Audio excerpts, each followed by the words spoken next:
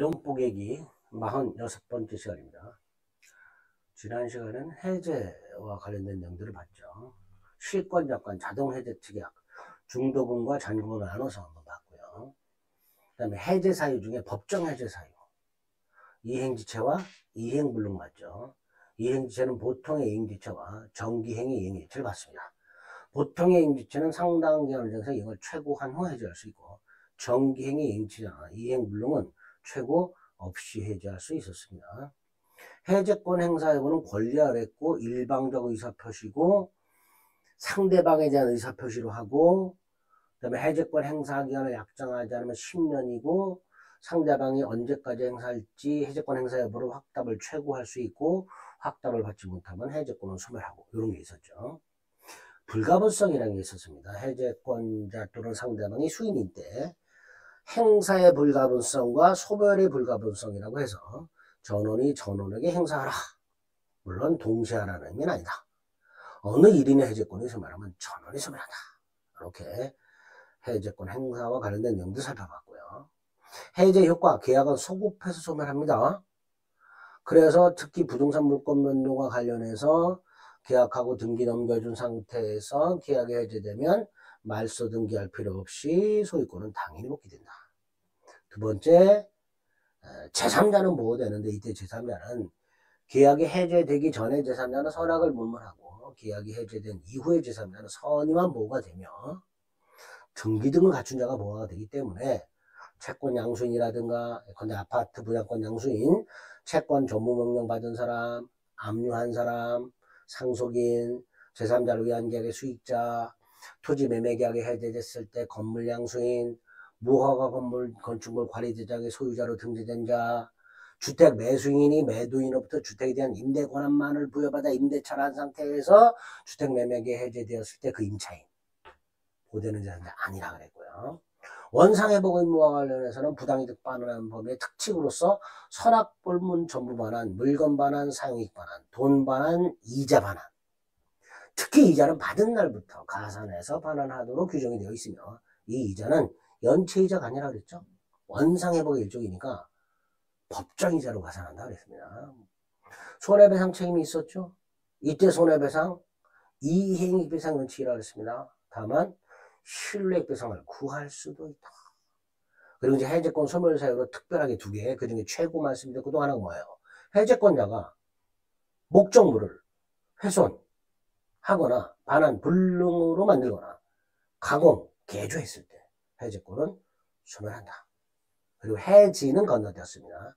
해지는 문제풀이라서 본다 그랬습니다. 자, 계약 강론. 자, 계약 총론에서 봤던 내용들이 또 중복해서 나오기도 합니다. 계약 강론은 우리 민법상 15종의 전형계약 중에서 우리 시험법에 있는 3가지, 매매계약, 교환계약, 임대차 계약이 나오고, 매매계약이 한 60%, 나머지 40%가 임대차 계약, 뭐 이렇게 비중을 생각하시면 됩니다. 임대차가 더 중요한 거 아니에요? 물론 주택임대차와 상가건물 임대차까지 합치면 임대차가 더 중요해요. 근데 그냥 민법상 임대차는 매매보다 조금 덜 중요하다. 그냥 막상막하다 생각하시면 됩니다. 자, 매매는 매매계약이 뭐냐부터 생각해 봐야 되죠. 물건 사고 파는 거라고 생각하지 마시고, 양당사자가 상대방에 무엇을 약속하는가를 생각하시면 됩니다. 그 무엇을에 해당되는 게 그 계약의 목적이 됩니다. 자, 매매는 당사자 일방이 상대방에 무엇을 약속하는가? 재산권을 넘겨주겠다. 이걸 약속을 해요. 이게 매도인이죠. 그럼 상대방은 뭘 약속해요? 대금을 지급하겠다. 매수인이죠. 이걸 약속하는 거예요. 이렇게 재산권 이전과 대금 지급을 약정함으로써 성립하는 계약이기 때문에 재산권 이전과 대금 지급, 이게 바로 매매계약의 목적이 됩니다. 주고받죠. 유상계약. 둘 다 양당사자 모두에게 채무가 생기셨어요. 청약과 승낙만으로 성립하죠. 낙상. 구두로 할 수도 있고 계약서 쓸 수도 있죠. 분료식. 1회 2행으로 끝나니까 일시적 계약이죠. 유상, 쌍무, 낙성, 분료식, 일시적 계약이 됩니다. 매매계약이 성립? 당연히 매매계약의 목적인 재산권 이전과 대금 지급에 대해서 합의가 있으면 성립하게 되고, 매매계약의 목적이 아닌 것들, 예컨대 대금 지급 시기, 이행 시기, 대금 지급 장소, 이행 장소, 대금 지급 방법, 이행의 방법 등에 대해서는 반드시 합의가 있을 필요가 없죠. 자, 매매계약의 목적은 재산권 이전과 대금 지급이라고 했습니다. 자, 재산권과 관련해서는 타인 물건, 타인 권리도 매매계약의 목적이 될 수 있다라는 거. 각과의 병소유 아파트 매매계약 할 수 있는가? 있다. 특히 3번. 대금은 반드시 금전일까? 매매계약에서 대금은 반드시 금전이어야 됩니다. 금전 이외의 것을 주기로 하면 이때는 매매가 아니라 교환계약이 됩니다. 자, 여기까지는 큰 어려움이 없는데 우리 민법이 매매계약의 성립과 관련해서 두 가지 독특한 제도를 두고 있습니다. 하나가 매매예약인데요.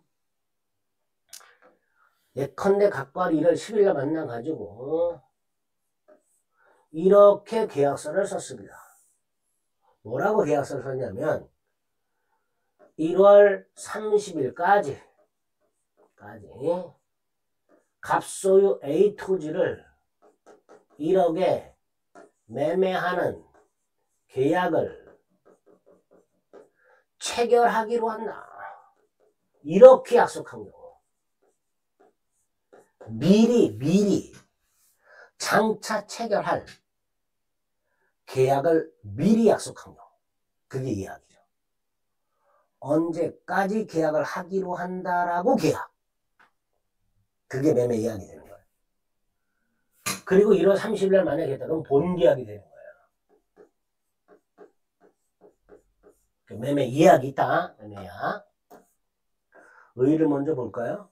당사자 사이에 장차 본계약을 체결할 것을 약속하는 계약. 그러니까 매매 예약도 계약이에요. 다만 매매 예약만으로 본계약 채권 채무가 발생하는 게 아니라 본계약을 체결해야 될 채권 채무가 생기는 거예요. 근데 이게 나중에 가등기 담보 등에 관한 법률에 가면 채권 담보수단으로 주로 이용되고 있습니다. 일단 우리 민법에 있는 일방 예약이 뭔지만 좀 몇 가지 조문 및 판례를 통해서 간단히 확인하시면 됩니다. 자, 일단 예약은요 총 4가지 형태가 있는데요. 우리 민법은 일방 예약만 규정해 놨습니다. 4가지 예약 중에서 일방 예약만 규정을 하고 있기 때문에 당사자가 매매 예약을 했다면 특별한 사정이 없는 한 이 예약은 일방 예약으로 추정을 해버립니다. 그럼 일방 예약이라는 게 뭐냐? 예약을 한 당사자가 있을 거 아닙니까? 그죠? 이 예약을 한 당사자 중 한 사람에게만 일방에게만 예약 완결권이라는 걸 줘요. 이게 일방 예약입니다. 그럼 예약 완결권은 뭐냐? 본계약을 일방적으로 체결할 수 있는 권리. 본계약을 일방적으로 체결할 수 있는 권리가 예약 완결권이에요. 그러면 아까 1월 10일날 각과 을이 만나서 1월 30일까지 계약을 하기로 계약했잖아요. 이 상태에서 을에게 예약 완결권을 주면 을만 1월 30일까지 그 예약 완결권을 행사함으로써 일방적으로 본계약을 체결할 수 있게 됩니다. 그러니까 일방 예약이 성립하려면 그 예약의 기초에 맺어진 본계약의 요소, 이게 뭐예요? 목적, 재산권과 대금, 이 내용이 얼마로 확정이 되어 있거나 또는 적어도 본계약 때까지는 확정될 수 있어야만 되죠. 왜?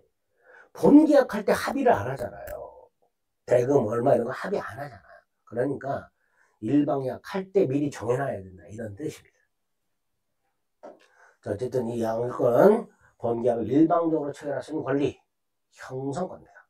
형성권, 동그라미 기억해 두시고 니은지에서 넘어가도 됩니다. 그 다음에 2번 이해관계권 행사 기한을 당사자가 약정할 수 있고, 약정하지 않을 수도 있는데 약정할 때 몇 년 넘지 못한다. 이게 없어요. 즉 예약 완결권 행사 기간에 관해서는 법에 특별한 제한이 없어요. 그 말은 20년으로 정해진다. 당사자가 예약을 하면서 어느 한 사람에게 예약 완결권을 주고 그 예약 완결권은 10년이 아니라 20년 내에 행사를 한다라고 얼마든지 약정할 수 있다. 그죠? 그래서 니는 당사자가 행사기간을 약정을 했다면 그 기간 내에 행사하면 되고 뭐 10년이 됐든 20년이 됐든 반면에 만약에 당사자가 기간을 약정하지 않았다. 그럼 그때는 10년이다. 그때는 언제부터? 예약이 성립한 때부터. 근데 이거 이 10년 형성권 행사 기간이니까 제척 기간이다. 제척 기간은 중단이란 게 없다. 그냥 시간이 흘러간다. 그러니까 예약 완결권자가 부동산 매매 예약 완결권자가 설령 그 예약의 목적물인 부동산을 인도받아 점유하고 있다 하더라도 그 예약 완결권은 소멸시효에 걸리는 게 아니라 제척기간에 걸리고 제척기간은 중단정지가 없으니 결국 그 기간이 경과하면 예약 완결권을 소멸한다. 우리 부동산 매수는 이전 등기 청구 같은 것들은 소멸시효에 걸리고 부동산을 인도받아 점유하고 있으면 소멸시효에 걸리지 않는다. 이런 거 본 적 있죠? 그걸 여기에 적용할 수 있는가의 문제예요. 근데 부동산 매수인의 이전 등기 청구권과는 달리 예약 완결권은 제척기간에 걸리니까 그게 적용이 되니까 중단 정지가 없고 따라서 기간 경과로 소멸한다. 이렇게 말하게 되는 거예요. 그 다음 제척기간 지났는지 여부는 법원이 직권조사한다고 그랬죠. 직권조사한다. 그 다음 리얼 당사자 사이에 예약 완결권을 행사할 수 있는 시기를 특별히 약정해서 1월 10일 날 예약을 하면서 10년 그랬어. 근데 1월 10일 날 예약을 하고 행사기간을 10년이라고 했다면 이 10년의 기산일이 언제예요? 예약이 성립한 때부터 예약이 성립한 때. 그죠? 예약이 성립한 때예요. 근데 1월 10일 날 예약을 하면서 그 예약 완결권은 2월 1일부터 행사하기로 한다.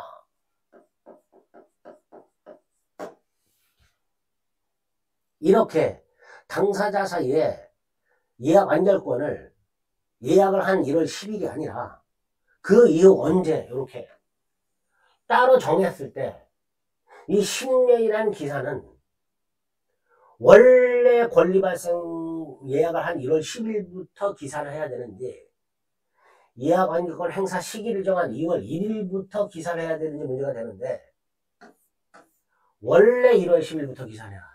리얼 당사자 사이 매매 예약 완결권을 행사할 수 있는 시기를 특별히 2월 10일로 약정한 경우에도 10년이라는 제척기간은 당초 권리 발생일 즉 1월 10일부터 10년이 지나면 소멸되는 것이지 그걸 넘어서서 2월 1일부터 10년이 되는 날까지로 연장된다고 볼 수는 없다. 이렇게 말하고 있죠. 3번 재산권이니까 양도 상속할 수 있고 대리 행사, 대위 행사할 수 있고 부동산 물권 이전에 관한 예약 완결권은 당연히 가등기 하시죠. 가등기에서 본 거죠. 이 정도. 자, 그 다음에 중요한 게 계약금이죠. 우리 보통 뭐 부동산 같은 경우 뭐 10억의 매매 계약을 하면서 계약 당일날 10% 1억 정도를 계약금으로 주는 관행이 있죠. 이제 그거 일단 생각을 하시고요. 관행. 그때 그 계약금 뭐냐 도대체. 매매와 같은 유상계약단을 체결할 때 그 계약에 부수하여 당사자 일방이 예컨대 매수인이 상대방 매도인에게 교부 주는 금전 뿐만 아니라 값어치가 나가는 물건 이것도 계약금이다. 즉 계약금은 금전이 아니어도 된다. 체약금으로 불러도 되고, 증약금으로 불러도 되고, 보증금으로 불러도 되고, 계약금으로 불러도 되고, 어쨌든 명칭을 불문하고 계약에 무수하여 일방이 타방해주는 금전기타 물건을 말한다. 근데 좀 전에 매매계약에서 대금은 반드시 금전이어야 된다 했죠. 그러니까 각과리 10억 매매계약을 하면서 갑이 계약금 10% 1억을 요구했고 을이 이 1억을 돈으로 준 것도 계약금, 1억짜리 다이아몬드 반지로 준 것도 계약금. 그죠? 갑이 받으면 계약금이 되는 거예요. 근데 이거 대금 아니잖아요. 대금은 반드시 금전이라고 그랬으니까. 따라서 계약금은 금전 일부의 성질이 없는 게 원칙이 돼요. 대금 일부의 성질이 없는 거예요. 계약금은 대금의 일부다 라고 착각하시면 안 돼요. 계약금은 대금의 일부가 아닙니다. 그 결과 계약이 이행되면 계약금은 반환이 원칙입니다. 반환. 다만 우리가 현실적으로 거의 100% 돈으로 주고 있고, 그죠? 나중에 대금에 충당하잖아요. 그거는 9억만 주잖아요. 관행일 뿐이다. 관행. 그건 관행일 뿐이다. 법이 아니라. 이해되셨죠? 계약금은 명칭불문, 일방이 타방에게 교부하는 금전기타 유가물을 말하고, 물건도 계약금이 될 수 있기 때문에 계약금은 대금의 일부가 아닌 게 원칙이며 계약이 이행되면 반환이 원칙이다. 다만 금전으로 계약금을 지급했을 때는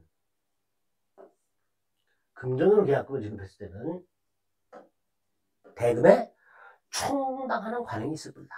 요렇게 이해하시면 됩니다. 그거 일단 머릿속에 기억하시고, 또 하나, 매매 계약을 하면서 계약금을 반드시 주느냐? 그건 아니죠. 우리가 편의점이나 마트에서 물건을 사고 파는 것도 매매입니다.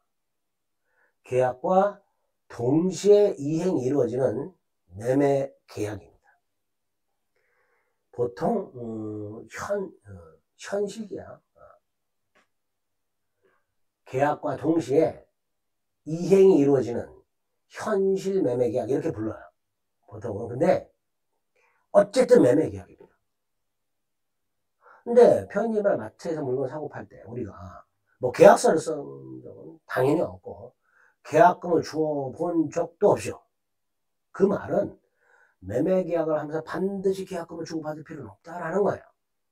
그리고 그 말은 만에 하나 매매 계약을 하면서 계약금을 주고받으려면 매매 계약과는 별도로 계약금 지금 약정이 있어야 한다 이런 뜻이에요.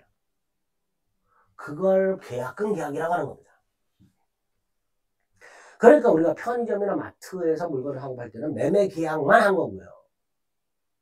그리고 그 자리에서 이행을 한 거고, 부동산 같은 경우에는 매매 계약을 하고 계약금을 10% 주기로 약속을 했다. 매매 계약과 계약금 계약을 따로 한 거다라고 생각하시면 돼요. 그게 계약금 계약입니다. 근데 이 계약금 계약이 우리 민법상 요물 계약이에요.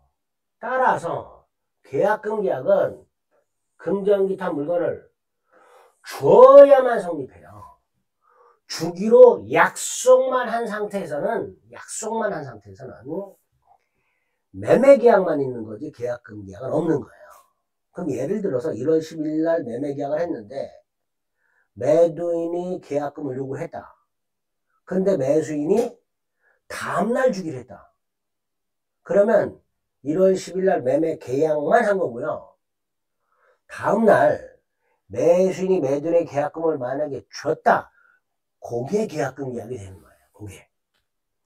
계약금 계약이란 계약금을 주고받는 것, 이게 계약금 계약이다 라고 생각하시면 돼요. 따라서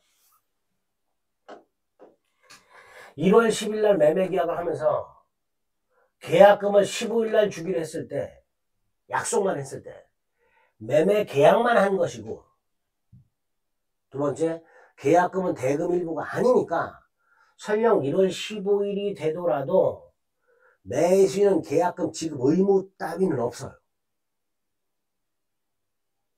따라서 을이 약속한 계약금을 1월 15일 날 지급하지 않는다 하더라도 채무 불행이 아니기 때문에 매도인 갑은 원칙적으로 주계약인 매매계약을 해지할 수 없다가 팔립니다. 그게 원칙입니다. 기억, 니은. 당사자가 계약금을 지급하지 않고 나중에 주기로 약정했을 때 그 주기로 한 자가 계약금을 안 준다 하더라도 채무 불행이 아니니까 계약을 해지할 수가 없다. 이게 원칙. 가운데 거 읽지 마시고. 두 번째, 계약금 계약은 매매계약, 주된계약의 부서에 처리되는 종된계약이기 때문에 매매계약이 실효가 되면 계약금 계약도 실효가 됩니다. 또 반드시 매매계약과 동시에 할 필요가 없죠. 아까 뭐라 그랬어요? 1월 10일 날 계약을 하면서 계약금은 15일 날 주기로 약속을 했을 때 15일 날 약속대로 매수인이 계약금을 주면 그게 계약금 계약이라 그랬잖아요. 그러니까 반드시 매매계약과 동시에 할 필요는 없다. 이렇게 되죠. 자, 이렇게 주고받은 계약금은 어떤 성질이 있는가? 최소한도의 성질이 계약을 체결한 증거, 증약금. 민법이 규정하고 있는 게 해약금이에요. 민법이 정하고 있는 성질이 해약금입니다. 자, 해약금이 먼저 뒤에서 볼 겁니다. 그래서 일단 계약금을 주고받으면 그 계약금은 해약금으로 추정합니다. 세 번째가 위약금인데요. 조심하셔야 돼. 계약금이 위약금이 되려면 반드시 특약. 보통 이렇게 특약을 해요. 계약금을 주고받으면서 매수인이 잔금을 지급하지 않으면 계약은 해제되고 계약금은 반환하지 않는다. 이렇게. 그게 위약금 특약이 되는 거예요. 이렇게 계약금이 위약금으로서의 성질을 가지려면 반드시 위약금 특약을 해야 되기 때문에 계약금을 주고받으면서 계약금 계약 위약금 특약을 하지 않았다면 설령 매수인의 채무 불이행을 이유로 매도인이 계약을 해지하더라도 그 계약금을 손해배상으로 몰수할 수가 없고 돌려줘야 되는 게 원칙입니다. 두 번째, 만약에 위약금 특약을 했다면 그 위약금은 둘 중에 하나, 손해배상의 그 예정 또는 위약벌 둘 중에 하나고 그 중에 손해배상의 그 예정으로 추정을 해버립니다. 차이는 뭐냐? 손해배상의 그 예정이라면 계약금을 몰수하는 걸로 끝나고 따로 손해배상을 청구하지 못합니다. 반면에 위약벌이라면 계약금을 몰수하고 따로 손해배상을 청구할 수 있습니다. 이런 차이가 있는데 일단 손해배상액 예정으로 추정한다는 것 여기까지 확인하고요. 일단 넘어갑니다. 나머지 리을하고 좀 어려워요. 미음. 자, 이제 중요한 게 해약금입니다. 당사자가 계약금을 주고받았다. 계약금 계약이라고 그랬죠. 이렇게 매매 당사자 일방이 매수인이 매매 계약을 할 때 금전 등을 계약금 등의 명목으로 매도인에게 교부했을 때, 줬을 때 유물 계약이라고 그랬잖아요. 줘야 돼요. 그게 계약금 계약이에요. 당사자 간에 특별한 약정이 없다면 원칙적으로라는 뜻이라 했죠.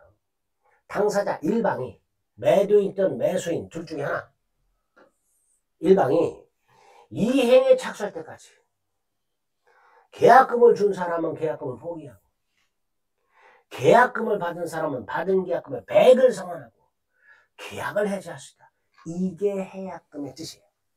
즉 계약금을 주고받으면 당사자에게 양당사자에게 묻지마 해제권이 하나씩 생기는 거예요. 묻지마 해제권. 해제권이 생기는 거예요. 자, 이 해제권은 계약금 계약을 통해서 발생했죠. 약정 계약금이죠. 물론 565조에 의해서 발생했다 해서 법정 해제권이다 라고 얘기할 수도 있어요. 근데 일단 계약금을 주고받았다, 계약금 계약을 했다, 그래서 해제권이 생긴다. 약정 해제권을 보면 되겠죠. 551조는 손해배상 규정입니다. 당연히 계약금 해제는 손해배상을 적용하지 않습니다. 여기 565조입니다. 자, 요걸 이제 해석을 해보겠습니다. 해제권은 언제까지 행사할 수 있는가? 당사자 일방이 이행에 착수할 때까지. 따라서 둘 중에 한 사람이라도 이행을 착수하면 계약금 해제는 불가하겠죠. 따라서 이행 착수가 뭐냐 도대체. 자, 니은. 이게 우리 대법원의 이행 착수 뜻이에요. 이행 착수란 이행행의 일부를 하거나 또는 이행에 필요한 전제 행위를 하는 것을 말한다. 알쏭달쏭하죠? 그 다음 단순한 이행 준비만으로는 부족하다. 이행 준비만으로는 이행 착수 아니다. 그러나 계약령에 딱 들어맞는 이행 제공까지 갈 필요는 없다. 즉 이행 착수란 이행 준비 이후 이행 제공 전 단계를 말한다. 예를 들어서 매수인이 대금을 지급하기 위해서 은행 가서 돈을 인출했다. 이행 준비. 매도인에게 돈을 교부한다. 이행 제공. 그 중간 이행 준비 이후 이행 제공 전. 좀 애매하죠. 그래서 우리 대법원에 할 때 이행 착수에 해당되는 거 아닌 거로 구별해야 되는데 대표적인 이행 착수 3개. 대표적인 이행 착수는 중도금 지급, 그 다음에 매도인이 등기서류를 준비하여 매수인에게 등기서 동행을 줬고, 요거는 시험에 한번 나온 적이 있고요. 판례는 아니지만 시험에 나왔고요. 그 다음 매수인이 중도금을 지급을 하는데 어떻게 지급을 하느냐? 매수인을이 제3자에 대한 채권이 있고 이 채권을 매도인에게 넘기면서 중도금 쪽으로 그 자리에 제3자인 요 채무자가 참석을 했죠. 그죠? 요것도 이행착수다. 요것도 이행착수다. 디귿 여러 차례 출제했습니다. 하지만 리을하고 미음. 매도인이 매수인에게 계약 이행을 최고하면서 잔대금을 내도라는 소송을 제기, 이거 이행착수 아닙니다. 토지거래 허가구역에서 토지거래 허가를 신청하거나 나아가 허가를 받았다. 이것도 이행착수 아니라는 게 바랍니다. 그러니까 리을 미음은 둘 다 뭐예요? 여전히 계약금 해제할 수 있다. 비읍. 이행기 전이라도 이행착수할 수 있는가? 그렇다. 중도금을 지급할 날짜가 아직 남았지만 매도인의 배액 상환에 의한 계약 해지를 막기 위해서 매수인이 중도금 지급날 전에 미리 중도금을 지급할 수도 있다. 행사는 아까 어떻게 했어요? 교부자는 포기하면 된다고 그랬죠. 계약금을. 준 사람, 받은 사람은 배액을 상환해야 된다 그랬죠. 특히 받은 사람은요, 배액을 상환하겠다 라고 말만 해서는 안 돼요. 배액을 상환하거나 적어도 제공을 해야 돼요. 배액을 줄 테니 해지하겠다 이런 말만 갖고는 안 됩니다. 두 번째, 배액을 제공하는데 상대방이 수령을 거절하는 경우에 그럼 공탁까지 해야만 해제되느냐? 그거는 아니다. 공탁까지 할 필요 없다. 자, 문제가 디귿입니다. 계약금을 1억으로 정했는데 1,000만 원만 줬어요. 그럼 계약금 계약은 성립하지 않았기 때문에 계약금 해제권도 없죠. 근데 이 상태에서 갑이 2,000만 원을 주고 해제하는 사건이 생겼어요. 그리고 다툼이 생겼어. 법원으로 달려왔어. 계약금 해제권이 있냐 없냐 여부를 다툰 게 아니라 그 소송에서는 1억 계약금을 주기로 했는데 1,000만 원 줬다면 계약금 포기나 배액 상환하는 하고 해제하는 권리가 있냐 이걸 다툰 게 아니고, 이런 경우에 1,000만 원의 배액을 줘야 해제할 수 있나요? 1억의 배액을 줘야 해제할 수 있냐? 요걸 다퉜어요. 민사소송은 당사자가 다툰 것만 재판한다 그랬습니다. 그래서 디귿 판결이 나왔어요. 수령자가 계약금의 일부만 지급된 경우에 계약금 해제 못한다.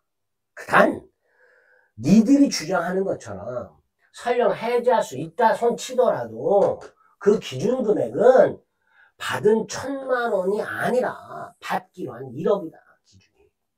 배액의 기준이 되는 것은. 이렇게 판결한 게 디귿입니다. 그 다음에 계약금 해제 효과. 이행에 착수할 때까지 계약금 포기나 배액을 상환하고 계약을 해제하게 되면 계약은 당연히 소급해서 소멸하죠. 하지만 원상 회복 의무가 없어요. 왜? 이행 착수 전에 해제했잖아요. 손해배상자 청구를 못해요. 왜? 채무 불이행이 아니니까. 그죠? 그래서 우리가 지난 시간에 봤던 채무 불이행을 이유로 하는 해제하고 계약금 해제 효과를 좀 구별해야 된다. 4번. 해약금과 법정 해제 관계라고 되어 있는데 별거 아니에요. 각과 을 사이에 매매를 하면서 계약금 계약까지 했어요. 계약금을 주고받았어요. 그럼 갑에게는 배액을 상환하고 해제할 권리와 을에게는 포기하고 해제할 권리가 있죠. 이 상태에서 갑 또는 을에 채무 불이행이 있으면 법정 해제할 수 있죠. 당연하죠. 그러니까 계약금을 주고받음으로써 계약금 해제권이 설령 있다 하더라도 해약금에 의한 해제권이 유부된 경우라 하더라도 이와는 별개로 어느 일방의 채무 불이행이 있으면 그 채무 불이행을 이유로 해제할 수 있으니 그 채무 불이행을 이유로 하는 법정 해제권 발생에는 아무런 영향을 미치지 않는다. 뭐 이렇게 말을 하겠대요. 5번 아까 처음에 말씀드린 거 계약이 이행되면 계약은 반환이 원칙이긴 하지만 금전일 때는 대금에 총당하는 관행이 있다.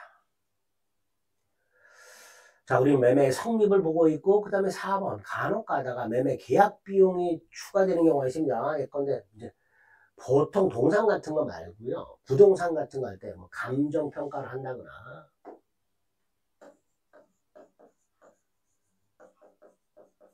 비용 들죠. 감정평가 비용. 측량을 한다거나 측량 비용. 계약서를 공증한다거나 계약서 작성 공증비용 같은 것들. 이 세 가지. 이런 것들이 보통 매매 계약 비용이 됩니다.